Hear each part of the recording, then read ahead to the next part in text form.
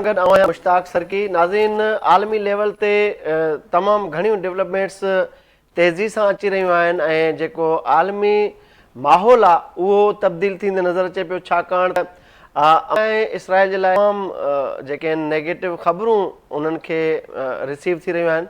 उन्हनि जा पंहिंजा वेझे मादे जा मज़बूत इतिहादी मुल्क जेके दुनिया जा ताक़तवर तरीन मुल्क आहिनि उहे हाणे फ़लस्तीन मामले ते तमामु घणा संजीदा नज़र अचनि पिया। इहो ई सबबु आहे जो बर्तानिया ताज़ो जिते डोनाल्ड ट्रंप बि दौरो कयो, पर उनजे बावजूदि जेका हुनजी डिप्लोमेसी हुई ऐं जेके हुनजूं लॉबिंग्स हुयूं या जेके एफर्ट्स हुयूं उहे रायगान वयूं। हू बर्तानिया खे क़ाइल न करे सघियो ऐं आख़िरकार बर्तानिया फ़लस्तीन खे रियासत तस्लीम करण जो बाज़ाब्ता ऐलान करे छॾियो आहे। न सिर्फ़ु बर्तानिया पर कैनेडा जेको G7 जो हिकिड़ो मेज़बान मुल्क आहे ऐं उनजो बि वोट या उनजी राय खे तमामु घणी अहमियत हूंदी आहे यूनाइटेड नेशंस में। कैनेडा बि फ़लस्तीन खे रियासत तस्लीम करण जो ऐलान कयो आहे। इन सां गॾोगॾु ऑस्ट्रेलिया ऐं पुर्तगाल बि फ़लस्तीन खे रियासत तस्लीम करण जो ऐलान कयो आहे। ऐं इन ऐलाननि खां पोइ थियण त ईअं घुरिजे हा त अमेरिका बि इन खे वेलकम करे हा, पर अमेरिका उबतो इन ऐलान खे तमाशाई ऐं नुमाइशी ऐलान करार ॾिनो आहे ऐं स्टेट डिपार्टमेंट जे हवाले सां पंहिंजा ॿ लफ़्ज़ बि जारी कया आहिनि त इहो ऐलान जेको आहे नुमाइशी ऐलान आहे ऐं अमेरिका इसराइल ऐं फ़लस्तीन मामले ते अमन चाहे थो ऐं अमन जे मामले ते हू संजीदा आहे ऐं अमन हमास खे डिलीट करे, हमास खे माइनस करे पोइ ई मुमकिन आहे। हाणे ॾिसजे त इहो मामिलो किथे थो पहुचे। बहरहाल हिकिड़ी ॿी वॾी ख़बर आहे त जेका गॾियल क़ौमुनि में कॉन्फ्रेंस थिए पई, सरबराही कॉन्फ्रेंस जंहिंजा मेज़बान सऊदी अरब ऐं जेको आहे फ्रांस आहिनि, उन्हनि तमामु घणियूं एफर्ट्स कयूं आहिनि त कहिड़े बि तरीक़े सां फ़लस्तीन ऐं इसराइल जो ॿ रियासती हल कढिजे। उन हवाले सां वज़ीर आज़म पाकिस्तान बि अमेरिका पहुची रहियो आहे ऐं उते जनरल असेंबली में हू ख़िताबु कंदो जंहिंमें कश्मीर मामिलो, फ़लस्तीन ऐं ताज़ो क़तर जे मामले ते हू रोशनी विझंदो ऐं दुनिया खे आगाही ॾींदो। इन खां अलावा वज़ीर आज़म शहबाज शरीफ़ जूं आलमी अॻुवाननि सां मुलाक़ातूं बि ॾिठल आहिनि। गॾोगॾु अमरीकी सदर डोनाल्ड ट्रंप सां मुलाक़ात जो बि वाज़े इम्कान नज़र अचे पियो। इन खां अलावा कुझु ॿिया इशूज़ आहिनि जेके अॼोके हिन शो में असां डिस्कस कंदासूं, जंहिंमें हुकूमत हिकिड़ो वॾो ऐलान कयो आहे त जेको सऊदी सां पाकिस्तान जो दिफ़ाई मुआहिदो थियो आहे उनजी मंज़ूरी जे लाइ उनखे पार्लियामेंट में आणण जो ऐलान कयो वियो आहे ऐं उन हवाले सां 29 सेप्टेंबर ते पार्लियामेंट जो इजलास सॾायो वियो आहे जितां इन मुआहिदे जी मंज़ूरी वरिती वेंदी। गॾोगॾु इस्लामाबाद हाई कोर्ट जे 5 जजिस आइनी दरख़्वास्तुनि ते एतिराज़ लॻाए उहे दरख़्वास्तूं वापसि करे छॾियूं आहिनि। असांजे प्रोग्राम में हस्बे मामूल सीनियर सहाफ़ी नाले वारो तजिया निगार GM जमाई साहिबु मौजूदु आहे। GM जमाई साहिबु, छा पिया ॾिसो, असां ऑलरेडी डिस्कस कंदा रहिया आहियूं त इहे मुल्क जेके हिन वक़्तु टिल्ट थी चुका आहिनि, जेके फ्लेक्सिबल थी चुका आहिनि टूवर्ड्स फ़लस्तीन, छाकाणि त हू घणो रतो छाइणु नथा चाहिनि।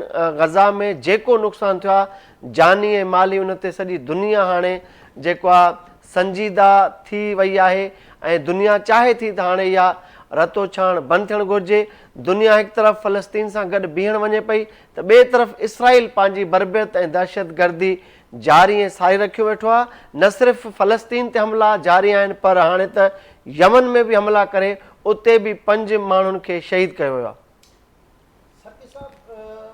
सभ खां अॻु में त इहा हिकिड़ी मां सम्झां थो त दुनिया में तब्दीली अची रही आहे त उहे मुल्क जेके गुज़िरियल 72-73 सालनि खां इसराइल सां गॾु बीठा हुआ उन्हनि मां हाणे अक्सरियत जेको आहे उहो इसराइल जी बर्बरियत, ज़ुल्म, दहशत, वहशत, दरिंदगी ॾिसी करे हाणे उन्हनि जो लाड़ो इहो थी चुको आहे, छो जो उन्हनि जी आवाम जो तमामु घणो प्रेशर्स आहे त फ़लस्तीन सां जेको ज़ुल्म थी रहियो आहे उनखे बंदि कयो वञे ऐं फ़लस्तीन खे अलॻि मुल्क जे तौर ते तस्लीम कयो वञे। बदकिस्मती इहा आहे जो अमरीका, छो जो ज़ाहिर आहे बहरहाल ग्राउंड ते हींअर हू अञा ताईं सुपर पावर चवराए रहियो आहे ऐं उहो इसराइल जे पुठिते बीठो आहे, जंहिंजे करे इसराइल जो दिमाग़ जेको आहे उहो तमामु घणो ख़राबु बि आहे ऐं हू निहते फ़लस्तीनियुनि जे क़त्ल खां अञा ताईं बाज़ नथो अचे। पर इहा दुनिया में वरी हिकिड़ी तब्दीली आहे त बर्तानिया जेको फितरी इत्तेहादी आहे अमेरिका जो, ऐं हिन सॼी दुनिया ते जेको आहे माज़ी में बरतानिया तक़रीबन अधु खां वधीक दुनिया ते राज करे चुको आहे। उन फ़लस्तीन खे हिकु अलॻि रियासत तस्लीम करण जो ऐलान करे छॾियो आहे। गॾोगॾु ज़ाहिर आहे फ्रांस बि कयो आहे, कैनेडा बि कयो आहे, ऑस्ट्रेलिया बि कयो आहे, पुर्तगाल बि कयो आहे, कुझु ॿिया जेके आइलैंड वग़ैरह जेके हुआ उन्हनि त अॻुवाट ई उन जो ऐलान करे चुको हो। त वॾी तइदाद में बहरहाल मुल्क जेके आहिनि उहे फ़लस्तीन खे अलॻि रियासत जो दर्जो ॾियण जो बाज़ाब्ता ऐलान कयो आहे, जेको हिकिड़ो वॾो धचको आहे इसराइल जे लाइ। इन ई करे अमरीकी वज़ारत ख़ारजा हिकिड़ो जेको नंढो बयानु जंहिंजो तव्हां ज़िक्र कयो त इहा नुमाइशी ऐलान आहे। ॾिसो, दुनिया में आज़ादी जूं जेके तहरीकूं हूंदियूं आहिनि उहे कामयाबी ईअं थींदियूं आहिनि। त बज़ाहिर जेके नुमाइशी तव्हांखे लॻंदो आहे 72 सालनि खां उहे क़ुर्बानियूं ॾींदा पिया अचनि, ऐं हिन गुज़िरियल 2 सालनि वारी जंग में त 70,000 खां वधीक मासूम फ़लस्तीनी शहीद थी चुका आहिनि। पर उन्हनि जी हाणे आवाज़ जेको आहे उहा दुनिया ॿुधी रही आहे। पहिरियों त इहा क़त्ल ग़रत थी रही हुई त दुनिया इहा आवाज़ न ॿुधी रही हुई, न उन्हनि खे इहे ज़ुल्म ऐं बर्बरियत नज़र अची रहियो। पर हाणे एटलीस्ट असां इहो त चवंदासीं त इहा फ़लस्तीन जे उन शहीद थियलनि जी मां सम्झां थो त ख़ुशकिस्मती आहे, जंहिंजे खून जे सदक़े में हाणे दुनिया इहो रियलाइज़ करे थी त फ़लस्तीन ते ज़ुल्म ऐं बर्बरत थी रही आहे, लिहाज़ा उन्हनि खे अलॻि रियासत तस्लीम कयो वञे। हाणे बाक़ी ॾिठो वञे त ताक़तवर मुल्कनि मां बाक़ी हिकिड़ो अमरीका ई वाहिद अहिड़ो मुल्क आहे जेको हींअर इसराइल जी पुश्ते आहे। छो जो जेके मग़रिब जा उन जा ॿिया ताक़तवर मुल्क आहे उहे हाणे उन्हनि जूं सिंपैथीज़ हमदर्दियूं जेके आहिनि उहे इसराइलनि सां फ़लस्तीन जे अवाम सां थी वियूं आहिनि। बाक़ी ऑलरेडी चाइना ऐं रशिया त उनखे फ़लस्तीन खे पहिरियों बि सपोर्ट करे रहियो। हाणे ॾिसणो इहो ई आहे त अमरीका पंहिंजी अजारादारी अञा केतिरो अरसो वधीक हलाए सघे थो। छो जो हाणे दुनिया में ताक़त जो तवाज़ुन तब्दील थी रहियो आहे। जीअं मईशत जो तवाज़ुन तब्दील थी चुको आहे ऐं हाणे चाइना जेको आहे सॼी दुनिया जो मुआशी किंग बणिजी चुको आहे, इन में शक जी हाणे का गुंजाइश न रही आहे। बाक़ी दिफ़ाई तौर ते अमरीका जी जेकी रिट हुई, चाहे उहो मशरिक़ वस्ता में हुजे, अॼु त उनजी सॉफ्ट जेको आहे असां ॻाल्हि ॿुधीसीं त उत्तर कोरिया जे साम्हूं उहो ॻाल्हाइण लाइ तयारु थी चुको आहे ऐं उत्तर कोरिया जे सदर वाज़े चयो आहे त मां जेको आहे पंहिंजा एटमी हथियार कंहिं बि सूरत में सरेंडर न कंदुसि ऐं एटमी हथियार रखंदड़नि समेत जेकॾहिं उनखे ॻाल्हाइणो आहे अमरीका खे त पोइ मूंखे बि ॻाल्हाइण में को एतिराज़ हिकिड़ो मैसेज त डोनाल्ड ट्रम्प सां यादगिरियूं रहंदियूं सुठियूं। उन चयो आहे त उन सां मुंहिंजूं माज़ी में बि सुठियूं यादगिरियूं रहियूं आहिनि ऐं मां उमेदु कयां थो त अॻिते बि जेको आहे इहे यादगिरियूं रहंदियूं। चवण जो मक़सदु आहे त दुनिया में हाणे ताक़त जो जेको कॉरिडोर आहे उहो स्लोली एंड ग्रेजुअली चेंज थी रहियो आहे। ऐं वैसे हूअं बि दुनिया जी जेकॾहिं तव्हां हिस्ट्री खणो त पावर कॾहिं कंहिं वटि हिकिड़े वटि न रहंदो आहे। केतिरा हज़ार साल आलमी बेट्रेल बि त आहिनि। कतर जे वाक़े खां पोइ हर मुल्क शींहं थी वियो आहे। हर मुल्क उन ते ट्रस्ट करण जे मूड में न। अमरीका पंहिंजी साख इसराइल जे करे, उनजे वेस्टेड इंट्रस्ट जे करे हू सॼो विञाए चुको आहे। एग्ज़ैक्टली अमरीका खे जी जेकी ख़ारजा पॉलिसी खे जेको सभ खां वॾो धकु लॻो आहे उहो लॻो ई इसराइल जे करे आहे। न त डायरेक्टली कन्फेडरेशन हिन वक़्तु अमरीका जी कंहिं ॿिए मुल्क सां ईअं न हुई सवाइ चाइना ऐं रशिया जे। पर हाणे अरब मुल्क यानी जेके बि 57 अरब मुल्क आहिनि उहे पंहिंजी कमज़ोरी जे करे खुली करे अमरीका जे ख़िलाफ़ु नथा अचनि। पर जेकॾहिं इंटरनल तव्हां उन्हनि मुल्कनि जी हाणे पॉलिसीज़ ॾिसो त तव्हांखे उन में तब्दीली थी नज़र अचे ऐं इहा तब्दीली बि तव्हां अंदाज़ो लॻायो त 70 साल अमरीका सां गॾु रहिया आहिनि इहे सभु मुल्क। इन खां अॻु में इहे सभु मुल्क वरी बरतानिया सां गॾु हूंदा हुआ जॾहिं हुनजो राज हूंदो हुयो। पर इहा हिकिड़ी मां सम्झां थो त वॾी तब्दीली आहे। ऐं हिन दुनिया में जीअं ज़ाहिर आहे मुस्लमाननि बि 700 साल हुकूमत कई आहे दुनिया ते, वरी ज़ाहिर आहे बरतानिया बि 200-300 साल हुकूमत कई आहे। त इहो सिलसिलो जेको आहे हाणे बदिलजे थो। ऐं अमरीका त डायरेक्टली त हुकूमरानी न कई आहे दुनिया ते। अमरीका डंडे जे ज़ोर ते, ताक़त जे ज़ोर ते, पंहिंजे हथियारनि जे ज़ोर ते यकीनन यरगमाल ज़रूरु बणायल आहे काफ़ी मुल्कनि खे, पर डायरेक्टली हुकूमरानी न कई आहे जहिड़े तरीक़े सां मुस्लमाननि कई आहे ऐं ब्रिटिश राज कई आहे। पर हाणे जेकी सूरतहाल रूपज़ीर थी रही आहे, असां ॾिसी रहिया आहियूं त दुनिया जा नंढा नंढा मुल्क जेके पहिरियों ॻाल्हाइण जी हिमत न कंदा, जिन में अमेरिका खे चए थो 1 इंच बि ज़मीन ॾींदासीं, अॾो त परे जी ॻाल्हि आहे। अच्छा हाणे तारीख़ी जेकॾहिं तव्हां तौर न, नंढनि मुल्कनि जी मां ॻाल्हि थो कयां त अमेरिका काथे बीठो आहे हाणे? तारीख़ी जेकॾहिं तव्हां ॻाल्हि ॾिसो त हमेशह अफ़गानिस्तान अमेरिका जी कच्छ में वेठो रहियो आहे। जेकॾहिं 200-300 सालनि जी बि तव्हां हिन जी तारीख़ ॾिसो त अमेरिका अफ़गानिस्तान हमेशह पहिरियों ब्रिटिश जे कच्छ में वेठल हूंदो हुयो, उन खां पोइ अमेरिका जी कच्छ में वेठल हुओ। ऐं अफ़गानिस्तान जा जेके मैटर्स आहिनि उहे थोरा सा इन ॿियनि मामलनि खां टिपिकल आहिनि। पर हैरान कुन ॻाल्हि इहा आहे त जंहिं एयरबेस जो ज़िक्र करे रहियो आहे अमेरिका, उते अमेरिका क़ाबिज़ हुयो। गुज़िरियल जेको जो बाइडन जी हुकूमत हुई उन में उन्हनि हंगामी तौर ते जेको क़तर मज़ाकरात उन्हनि जा थिया, उन खां पोइ बलग्राम जेको एयरबेस आहे उन खे वापसि तालिबान जे हवाले कयो। ऐं हाणे वरी उहो इन करे ख़्वाहिश जो इज़हार करे रहिया आहिनि त स्ट्रेटेजिकली अमेरिका अफ़गानिस्तान मां निकिरण खां पोइ पंहिंजी हिन ख़िते में ताक़त जो तवाज़ुन जेको आहे उहो कमज़ोर करे चुको आहे। ऐं हाणे इसराइल ऐं ताज़ो जेकी क़तर वारी इसराइल जो क़तर ते हमिलो कयो, उन खां पोइ जॾहिं अरब कंट्रीज़ में इश्तियाल पैदा थियो ऐं अरब कंट्रीज़ पंहिंजो इहो मौक़ुफ़ अख़्तियार कयो त असां खरबें डॉलर्स जेको आहे चौकीदारी लाइ अमेरिका खे ॾिना। पर जेकॾहिं इसराइल जो मामिलो आयो त अमेरिका अरब मुल्कनि सां बीहण जे बजाए इसराइल सां बीठो आहे। यानी तव्हां अंदाज़ो लॻायो त हिकु तरफ़ त अमेरिका हर साल $3 अरब, हींअर वरी हिन $7 अरब जी मंज़ूरी ॾिनी आहे जेकी कांग्रेस में वेंदी, त अञा $7 अरब जा वधीक हथियार ऐं इमदाद जेको आहे इसराइल खे ॾिए थो। पर इन जे अगेंस्ट $2 खरब जेके आहिनि उहे सिर्फ़ु सऊदी अरब ऐं क़तर अमेरिका खे ॾिना चौकीदारी जे लाइ। पर $2 खरब वठण जे बावजूदि बि अमेरिका क़तर खे सेव करण जे बजाए हुन पंहिंजो तमामु वज़न जेको आहे इसराइल जे पलड़े में विधो।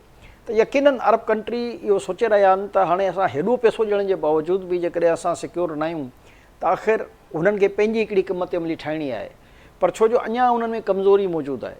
पर कल्ह हिकिड़ी सुठी ॻाल्हि इहा थी जो हुननि चाइना खे बि चयो आहे त उहो हिन ख़िते में ताक़त जे तवाज़ुन जे लाइ, चाइना ऐं रशिया ॿिन्ही खे चयो अथऊं त ताक़त जे तवाज़ुन खे बरक़रार रखणु ज़रूरी आहे त तव्हां पंहिंजी दिफ़ाई सरगर्मियूं जेके आहिनि हिन ख़िते में उन्हनि खे वधीक बहितर कयो। इहो पहिरियों दफ़ो ईअं थियो आहे जो अरब कंट्री जे तरफ़ां रशिया ऐं चाइना खे दिफ़ाई मामलनि में, न त इन खां अॻु में ट्रेड ज़रूरु हुई हिननि जी तेल जे हवाले सां या गैस जे हवाले सां या ॿियनि मामलनि सां, पर दिफ़ाई मामलनि में अरब मां कंहिं बि मुल्क जो चाइना सां उहा ई तव्हांजी ॻाल्हि त दॿियल लफ़्ज़नि में हू चाहिनि था त हाणे अमेरिका खां जान छॾाइजे। छाकाणि त ॾिसो क़तर को मामूली मुल्क न आहे। क़तर हिकिड़ो स्पाइनल आहे मुआशी तौर ते जेको बूस्ट कंदो आहे दुनिया जी इकोनॉमी खे। तव्हां उनखे दिलि खे वञी हिट कयो आहे त गल्फ कंट्रीज़ में क़तर त रूलिंग एलीट में कंसीडर थींदो आहे। ऐं हिन हिसाब सां जीअं तव्हां त चओ त ज़ाहिर आहे उन ॿिया ऑप्शन ॿ आहिनि, चाइना ऐं रशिया। त उन्हनि ॾे हू हर हाल में हिकिड़ो जेस्चर मोकिलींदा रहंदा टाइम टू टाइम। सरके साहब, सऊदी अरब ऐं क़तर, ओमान ऐं UAE जे जेके शेख साहिब आहिनि, बादशाह आहिनि या उन्हनि जूं फैमिलियूं आहिनि, जेकॾहिं इहे रुॻो पंहिंजी इन्वेस्टमेंट जेको आहे अमेरिका ऐं बरतानिया जी फैक्ट्रियुनि मां हिननि जी जेके इंटरनेशनल कंपनीज़ आहिनि ऐं जेतिरो हिननि जो सरमायो उते लॻल आहे, सिर्फ़ु विड्रा कनि त हुननि जी इकोनॉमी जेका आहे न उहो ज़मीन बोस थी वेंदी। छो जो असां कर्ज़ जी वरी उहो कंदा आहियूं। असां त पहिरियों शायदि $170 बिलियन हो, हाणे जेकी इतलात अचनि थियूं त पाकिस्तान ते जेको कर्ज़ु आहे $140 बिलियन आहे। इहो एॾो वॾो कर्ज़ु न आहे। इन जे मुक़ाबले में अमेरिका ते, बरतानिया ते या भारत ते जेके वॾा वॾा जॉइंट पाण खे सम्झनि था, इन्हनि जे जेकॾहिं कर्ज़नि जी तव्हां लिस्ट वठंदव त कई हज़ार अरब डॉलर इन्हनि सभिनी ते कर्ज़ु आहे। ऐं असां त उनजे मामले में कुझु बि कान्हियूं। बदकिस्मती सां, छो जो जिन जो उन्हनि ते कर्ज़ु आहे उहो उन्हनि खे न त इंट्रस्ट ॾियनि था, न उनजो को शेड्यूलिंग ठहे थी। छो जो बसि उहो ॾेई छॾिया आहिनि त ॾेई छॾिया आहिनि, ख़ैरात जीअं जंहिंखे चइजे त उहो ख़ैरात सम्झी पाण वटि रखी वेठा आहिनि। पर हक़ीक़त इहो आहे त उहो हुननि खे उन्हनि भतो ॾिनो हुयो बेसिकली अरब कंट्रीज़, त उहो हुननि जी सेफ्टी एंड सिक्योरिटी लाइ हो, जंहिंमें उहे नाकाम थी विया आहिनि। हाणे इहे सोचे रहिया आहिनि इन जो लाड़ो जेको तव्हां आहिस्ता आहिस्ता ॾिठो। पर जेकॾहिं असां 1970 ऐं 80 जी ॾहाई में वञूं त इहे अरब कंट्री उहे आहे जिन सभिनी मिली करे पाकिस्तान खे बैकअप ॾिनो। ऐं तव्हांखे यादि आहे कज़ाफ़ी स्टेडियम लाहौर में जॾहिं ज़ुल्फ़िकार अली भुट्टे जे दौर में असां एटम बम जी ॻाल्हि कईसीं त मोहम्मद कज़ाफ़ी जेको आहे इहो ऐलान कयो त इहो पाकिस्तान खे असां हर हाल ऐं हर क़ीमत ते सपोर्ट कंदासीं माली तौर ते, त जीअं इहो एटम बम ठहे ऐं इहो एटम बम जेको आहे इस्लामी दुनिया जो एटम बम हूंदो। ऐं उते वरी शाह फैसल जेको सऊदी अरब जो किंग हुयो उन ऐलान कयो त असां जेको आहे हिन दुनिया में पंहिंजी हिकिड़ी इस्लामी बैंकिंग जो सिस्टम ठाहींदासीं। त हिकिड़ी मामले में कामयाबु थी वई उहा इस्लामी दुनिया, त पाकिस्तान एटम बम ठाहिण में कामयाबु थी वियो।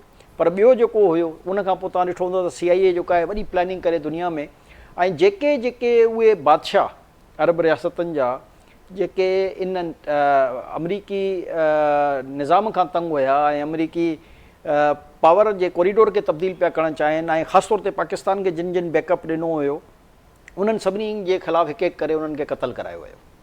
त CIA जो किरदारु माज़ी में जेको आहे तमामु ख़ौफ़नाक रहियो आहे अरब, ख़ासि तौर ते अरब कंट्री में।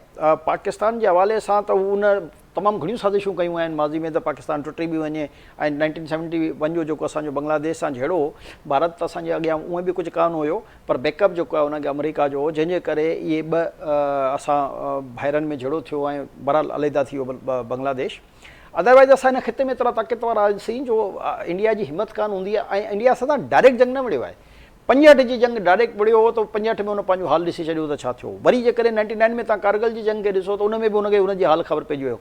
जंग असां खां काई बि कान खटी सघियो आहे अॼु ताईं इंडिया, सवाइ बांग्लादेश जी बि इन करे जो असां वटि सप्लाई लाइन असांजी थ्रू इंडिया हुई ऐं असां पंहिंजो इक्विपमेंट न पिया पहुचाए सघूं, इन करे असांजा फ़ौजी बि कुझु उते सरेंडर थी चुका, साज़ो सामान न पहुचण जे करे। पर उनजो क्रेडिट हू खणंदो हुयो। वरी उन ॾिसी छॾियो त 2025 में पाकिस्तान जी पोज़ीशन छा आहे। पर CIA MI6 हमेशह कोशिशि कई, छो जो हुननि खे इहा ख़बर आहे त पाकिस्तान हिकिड़ो अहिड़ो वाहिद मुल्क आहे जेको एटमी ताक़त बणिजी चुका आहे। असां त फॉर्मली अनाउंस धमाका कयासीं न 99 में, जेके 12 अक्टूबर 99 में, बेसिकली त 28 मई ते, 28 मई 1998 में बेसिकली त इहो एटम बम असां पहिरियों ठाहे चुका हुआसीं। पर इन में सभ खां वधीक असांखे लिबिया सपोर्ट कयो आहे, मिस्र असांखे सपोर्ट कयो आहे, सऊदी अरब असांखे सपोर्ट कयो आहे। हे ईअं कान ठहियो हुयो एटम बम, पर छो जो CIA ऐं MI6 खे इहा ख़बर हुई त हीअ जेकॾहिं ठही वियो त अल्टीमेटली इहो सॼे दुनिया जे मुस्लमाननि जी हिकिड़ी ताक़त बणिजी वेंदो। इन करे उहो मुस्तक़िल असां ते पाबंदियूं हणंदा रहिया, असांजी तमामु पाड़ेसरी डोनर्स हुआ इहे बि दब खां पोइ इन्हनि बि फंडिंग रोके छॾी, पोइ असां पाण फाका कशी करे।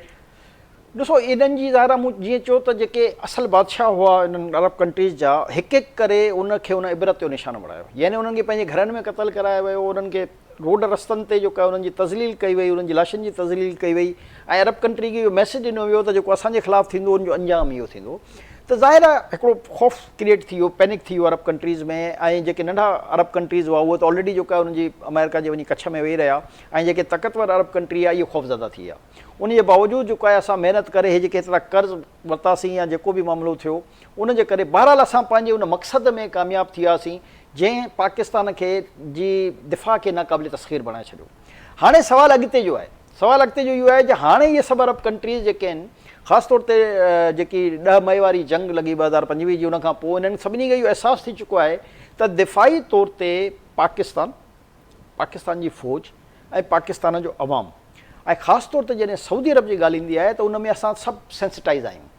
जेकॾहिं तव्हां मके मदीने जी ॻाल्हि कंदा त हर मुस्लमान दुनिया में जे कहिड़े बि ख़िते कहिड़े बि इलाइक़े में रहंदो हुजे, जेकॾहिं उनजी सिक्योरिटी जी ॻाल्हि ईंदी त पोइ उहो चवंदो आहे त असांखे न कंहिं हथियार जो ख़ौफ़ आहे, न असां कंहिंखां डजंदासीं घबराईंदासीं, असां वॉलेंट्री जेको आहे उन्हनि जी हिफ़ाज़त करण लाइ उते वञण लाइ बि तयारु आहियूं।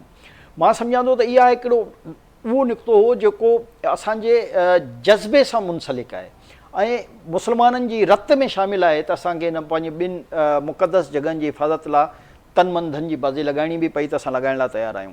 हाणे अरबनि खे इहो अहसासु थी चुको आहे त हीउ मुल्क जेको आहे इहो ई वाहिद मुल्क हूंदो जेको असांजे तहफ़ुज़ जे लाइ अॻियां ईंदो। हाणे तमामु अरब कंट्रीज़ में पाकिस्तान जे हवाले सां तमामु सॉफ्ट इमेज जेको आहे उहो क्रिएट थियणु शुरू थी वियो आहे। इन ते बिल्कुलु एग्ज़ैक्ट असां अचूं था इन पॉइंट ते। नाज़रीन, ॻाल्हियुनि जो सिलसिलो जारी आहे, हिते वक़्तु आहे ब्रेक जो, मिलूं था ब्रेक खां पोइ। वेलकम बैक नाज़रीन। जमई साहब, हिकु तरफ़ त चलो अमेरिका इन सॼे ऐलाननि खे बजाए जो पॉज़िटिव वठी हिन खे नुमाइशी करार ॾिए पई, गॾोगॾु अमेरिका जो जेको हाणे ईंदड़ किरदारु आहे ऐं गॾियल क़ौमुनि जो हेडक्वार्टर बि तव्हां जीअं चवंदा त फुली फंडेड हूंदो आहे ऐं न्यूयॉर्क में हुनजो हेडक्वार्टर आहे, अमेरिका में हू एग्ज़िस्ट थो करे, लोकेटेड बि उते आहे। उते ई वरी सऊदी अरब में फ्रांस जेका सरबराही कॉन्फ्रेंस को ठाही आहे जंहिंमें सभु मुल्क शरीक पिया थियनि ऐं उते ज़ाहिर आहे हाणे जेका बॉडी लैंग्वेज हूंदी दुनिया जे ॿियनि इतिहादी मुल्क जेके अमेरिका जा ताक़तवर तरीन अलाई सम्झा वेंदा आहिनि उहे जाॾे बीहंदा त ज़ाहिर आहे दुनिया ओॾे ई हाणे टिल्ट थींदी। त इन कॉन्फ्रेंस खे कीअं पिया ॾिसो जिथे वज़ीर आज़म शहबाज शरीफ़ बि पहुची रहियो आहे, ॿिया इस्लामी मुल्कनि जा सरबराह तोड़े सॼी दुनिया जा ताक़तवर मुल्क बि हिते पहुचनि पिया, एजेंडा इहा ई आहे। ताक़त जे तवाज़ुन जी तब्दीली जो अंदाज़ो इन ॻाल्हि खां लॻाए सघो था त लास्ट जेको UN कौंसिल जो इजलास थियो उन में जेकॾहिं अमरीका इसराइल जी ख़िलाफ़ु मज़हबती करारदाद खे वीटो न करे हा त उहा मंज़ूर थी वञे हा। यानी दुनिया जे 7 ताक़तवर तरीन मुल्कनि मां नंढनि मुल्कनि जी हिन वक़्तु आऊं ॻाल्हि नथो कयां जिन वटि एटमी ताक़त आहे, मां उन जी ॻाल्हि करे वियो आहियां। उन मां एटलीस्ट 6 एटमी ताक़तूं त जेको आहे उहे इसराइल जे हक़ में तव्हांखे नज़र आयूं न। इन खां अलावा 100 खां मथे मुल्क जेके आहिनि उहे तव्हांखे नज़र आया, 110 शायदि मुल्क गज़ा जंगबंदी जी करारदाद खे मंज़ूरु कयो, सिर्फ़ु 5 मुल्क जेके आहिनि उन खां मुखालफ़त कई ऐं 6 मुल्क इजलास खां ई ग़ैर हाज़िर रहिया।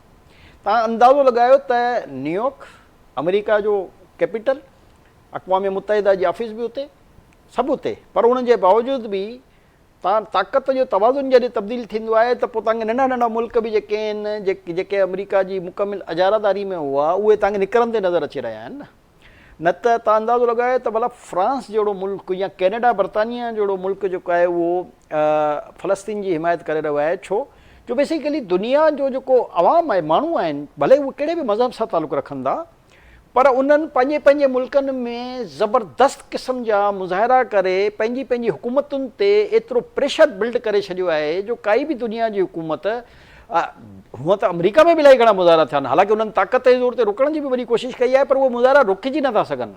केतिरा मुक़दमा दर्ज थिया, केतिरनि खे डिपोर्ट कयो वियो, अलाए छा छा अमेरिका करे चुको आहे, पर उनजे बावजूदि बि जेकी अवाम आहे, हालांकि उहे सभु मुस्लमान त न आहिनि। चवण जो मक़सदु इहो आहे त दुनिया में हाणे जेके नॉन मज़हब सां तालुक़ु रखंदड़ माण्हू आहिनि, यानी मुस्लमान जेके न आहिनि, उन्हनि में बि इंसानियत जो अंसर त मौजूदु आहे न। ॾिसो जॾहिं ज़ुल्म केतिरे बि थिए, कंहिं जानवर ते बि ज़ुल्म थींदो आहे त सॼी दुनिया जेको आहे शोर मचाइणु शुरू कंदी आहे। हाणे तव्हां ॾिसो हिकिड़ी उठणी ते जेको आहे सखर में जेकॾहिं को वाक़ियो थियो त सॼी सिंध न, सॼो मुल्क, सॼी मुल्क जी मीडिया उन ज़ुल्म जे ख़िलाफ़ु जेको आहे अचे थी न, हिकिड़ो उठ ते हिकिड़ो ज़ुल्म थियो आहे। त बेसिकली दुनिया में रहंदड़ जेको इंसान आहे उहो इंसान इहो चई रहियो आहे त तव्हां ॿिए इंसान ते ज़ुल्म छो था कयो, मज़हब जी बुनियाद ते तव्हां कंहिं ते कीअं था ज़ुल्म करे सघो। हर कंहिंजो मज़हब पंहिंजो पंहिंजो आहे। असांजो दुनिया में वाहिद इस्लाम उहो मज़हब आहे जेको रवादारी सेखारे थो, जेको इख़लाक़ियात सेखारे थो, जेको इंसानियत सेखारे थो।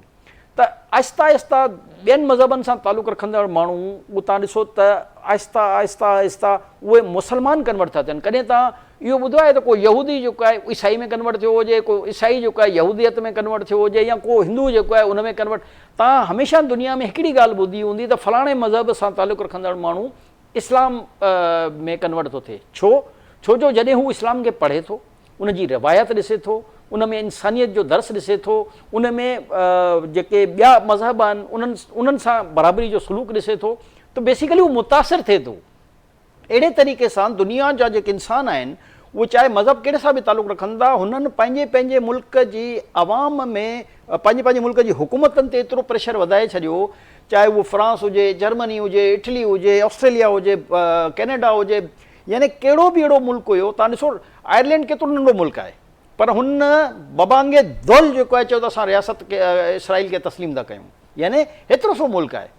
अहिड़े तरीक़े सां कई अहिड़ा ॿिया मुल्क आहिनि जेके यूरोप में शामिल आहिनि, उन्हनि सभिनी चयो त भाई असां अच्छा इन जो इम्पैक्ट जेको आहे एतिरे ॾींहंनि जेका लॉबिंग आहे, अवामी एहतजाज आहिनि, जीअं तव्हां चयो त हुकूमतनि ते वॾो दबाव आहे पंहिंजे पंहिंजे अवाम जो, त हीअ जेको हाणे मौक़ो आहे ॿरियासती हल तरफ़ वञूं पिया, ऐं हिन वक़्तु ज़ाहिरी तौर ते जेका सिंगल मेजॉरिटी आहे उहा नज़र अचे पई फ़लस्तीन जे हक़ में, ऐं फ़लस्तीन खे रियासत तस्लीम करण जा वॾा वॾा मुल्क ऐलान पिया कनि, त सम्झो था त हीअ वाहिद फोरम आहे जेको तमामु घणो वॾो ब्रेक थ्रू थी सघे थो।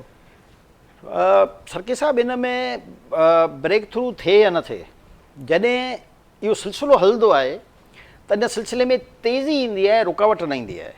मिसाल जी आउं तव्हांखे ॾेई आराम सां सम्झाए सघां थो त 1947 में जॾहिं पाकिस्तान आज़ादु थियो त अफ़गानिस्तान असांजो पाड़ेसरी मुल्क बि आहे, मुस्लमान बि मुल्क बि आहे, पर पाकिस्तान खे तस्लीम करण लाइ तयारु कान हो।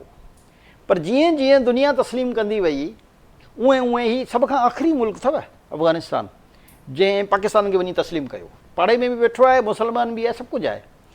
चवण जो मक़सदु इहो आहे त हींअर अमेरिका ऐं जेको बि वञी करे, पर जॾहिं इहा हवा हली आहे ऐं दुनिया जा ॿिया तमामु ताक़तवर मुल्क ऐं जेके कमज़ोर मुल्क आहिनि उहे बि न सिर्फ़ु कमज़ोर मुल्क बल्कि जेके रियासतूं बि आहिनि, जेके जज़ीरा बि आहिनि, स्लोली एंड ग्रेजुअली तव्हां ॾिसो त हिन वक़्त ताईं जेकॾहिं 110 करारदाद मंज़ूर कई त उन मां तक़रीबन 25-30 मुल्क अहिड़ा आहिनि जिन ऑलरेडी इसराइल खे अलॻि रियासत तस्लीम करण जो ऐलान करे छॾियो आहे।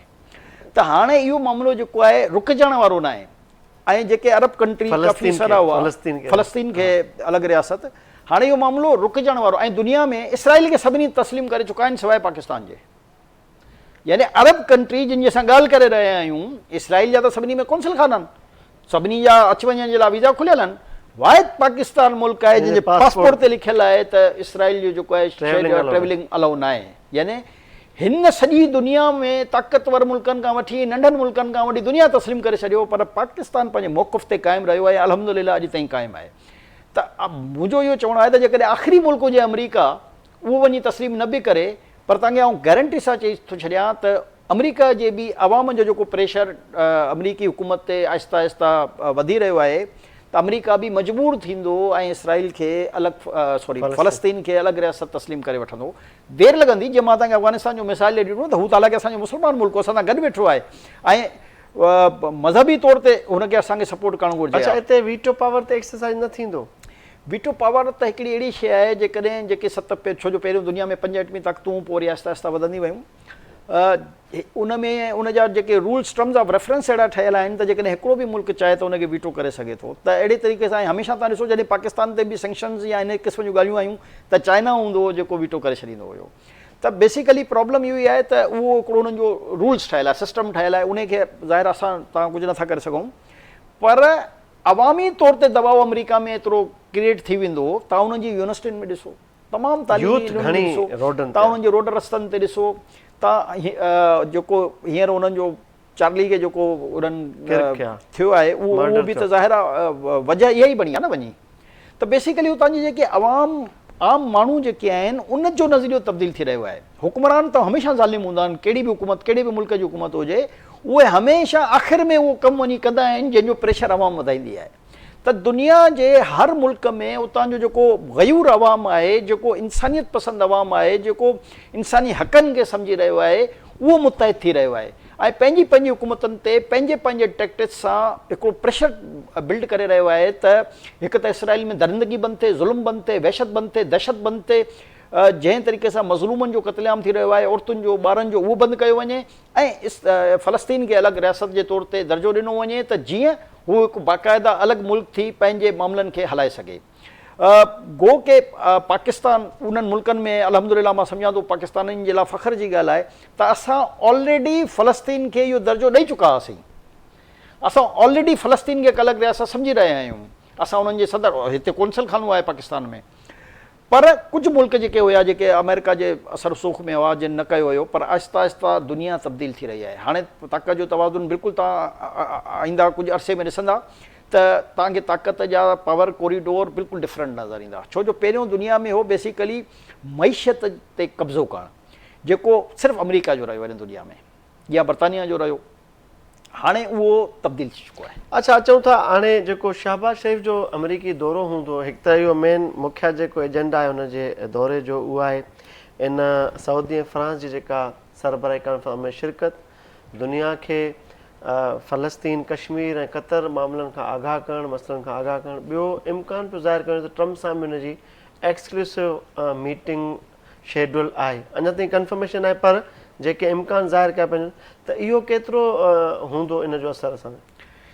सरके साहिबु, हाणे अमेरिका खे इहो अहसासु थी वियो आहे त पाकिस्तान हिकु दिलेर मुल्क आहे ऐं पाकिस्तान पंहिंजे दुश्मन सां वेहणु ॼाणे थो।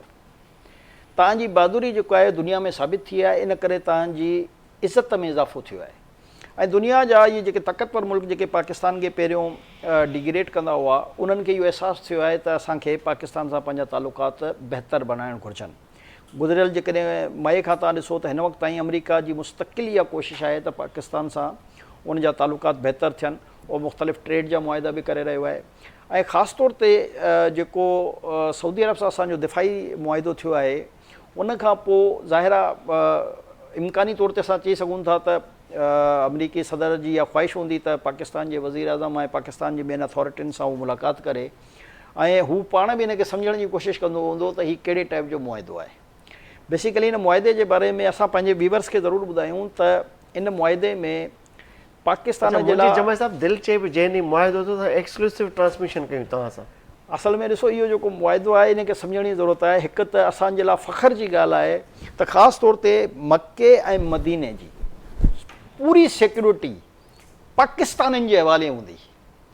यानी पाकिस्तान जे लाइ इन खां वधीक फ़ख्र जी कहिड़ी ॻाल्हि थी सघे, छो जो असांखे मरी करे जिन वटि वञिणो आहे उन्हनि जे घरनि जी सिक्योरिटी जेको आहे उहो पाकिस्तानी क़ौम खे मिली आहे या पाकिस्तान जे क़ौम जे लाइ बींग मां पाकिस्तानी तव्हां पाकिस्तानी असांजे लाइ इहा वरी फ़ख्र जी ॻाल्हि आहे त उन्हनि शख़्सियतुनि जी सिक्योरिटी उन्हनि जे घरनि जी सिक्योरिटी जी ज़िमेदारी असांखे मिली आहे जिन वटि असांखे आख़िरत में वञी उन्हनि जे साम्हूं पेश थियणो आहे उन्हनि जे हुज़ूर में।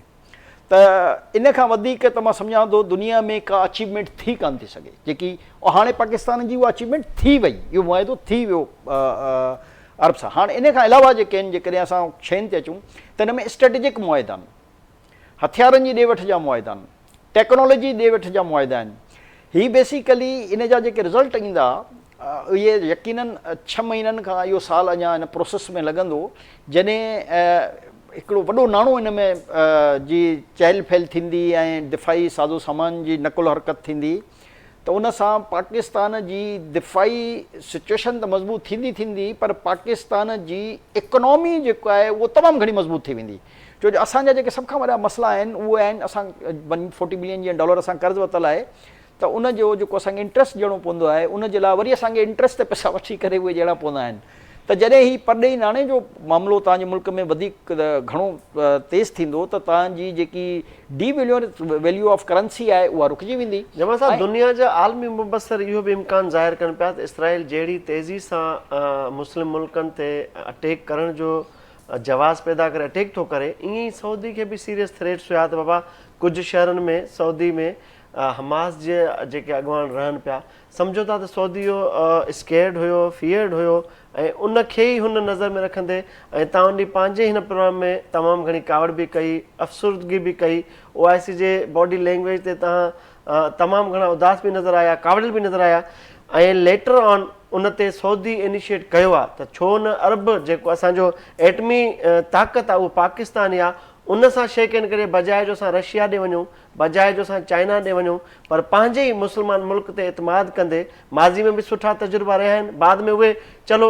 डिसकंटिन्यू थिया पर हाणे हिन सिचुएशन में जॾहिं तव्हांजे बकौल असां इंडिया खे शिकस्त ॾेई करे ॻाट ऊचो कयो आहे ऐं दुनिया हाणे एतमाद करण जे मूड ऐं माहौल में अची चुकी आहे।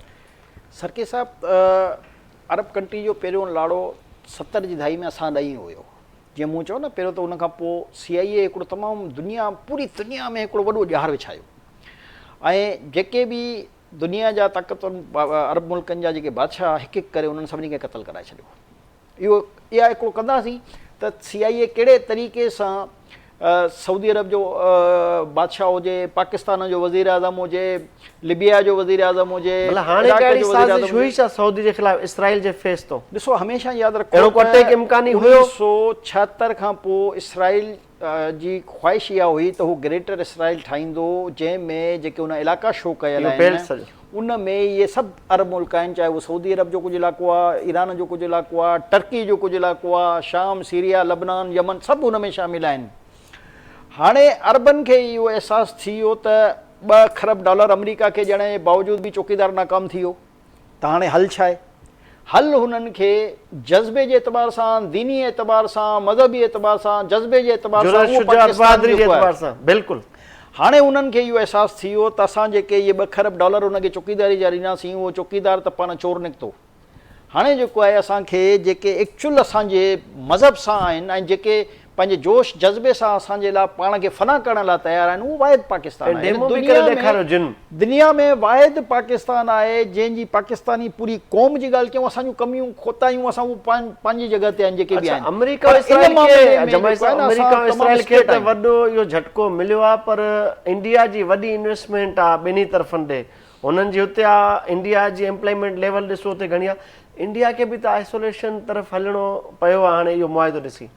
ॾिसो इंडिया सिंगल लाइन जवाब सर, त हर तरफ़ खां जेको आहे उहो शिकस्त आहे न, चाहे उहो अरब कंट्री जे हवाले सां मुआइदे जी रोशनी में तव्हां ॾिसो या अमेरिका सां जेके हुनजा मामला पैदा थिया आहिनि, जेको हुन हिन वक़्तु ताईं रशिया खां गैर क़ानूनी तौर ते सैंक्शन जे बावजूदि ॾिसो तव्हांजी ॻाल्हि ताईद कयां पर स्किप न थिए ज़हन मां, त तव्हां जेको चओ त हिन जेके टैरिफ जा इम्पैक्ट्स आहिनि लेट ॿिनि टिनि महीननि में नज़र ईंदा। हाणे जूं गारमेंट फैक्ट्रियूं जेके दुनिया में लखें डॉलर जा ऑर्डर बुक करे वेठियूं उहे रोअनि था। उते स्टॉक जमा थी वियो आहे, माण्हुनि खे पघार ॾियण जा पैसा न आहिनि, अञा त शुरूआत आहे, आगे आगे देखे होता है क्या।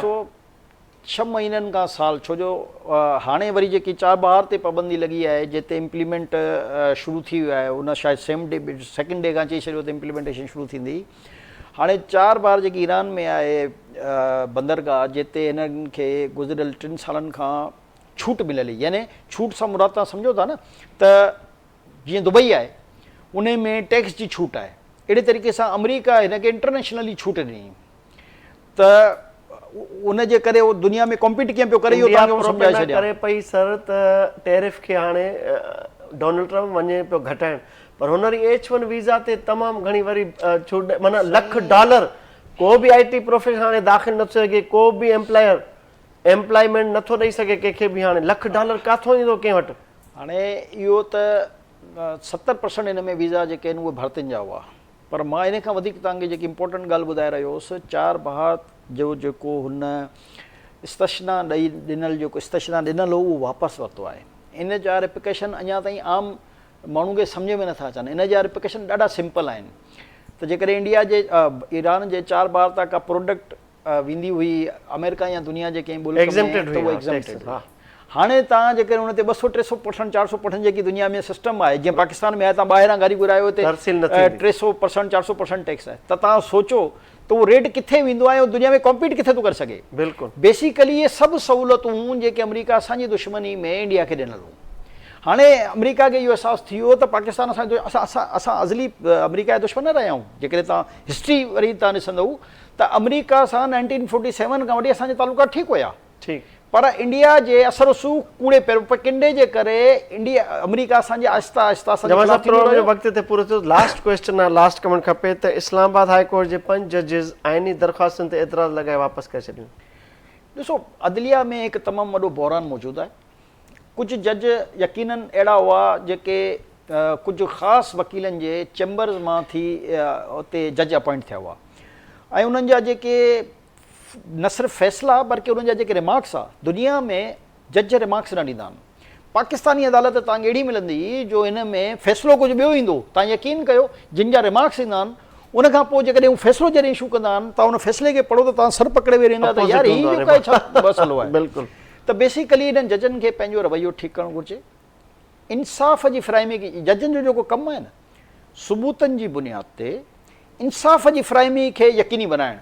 बदकिस्मती सां हिन मुल्क में जुडिशरी जो रवैयो जेको रहियो आहे, ऐं इहो पुराणो आहे 1947 खां, जॾहिं खां जुडिशरी जो वजूदु आयो आहे तॾहिं खां ई मसइलो आहे। मां इहा नई ॻाल्हि नथो कयां, पर बदकिस्मती सां असां वटि इंसाफ़ जी फ्राइमी जो जेको तरीक़ेकार आहे उहो एतिरो लो लेवल ते रहियो आहे जो आम माण्हू जेको आहे उहो जुडिशरी ते एतमाद करण जे लाइ तयारी न आहे। ठीकु आहे, थैंक यू नाज़रीन। अॼोके प्रोग्राम में फ़िलहाल एतिरो ई, मिलंदासीं नए प्रोग्राम में नए इशू सां गॾु। तेसि ताईं इजाज़त, अल्लाह भाई।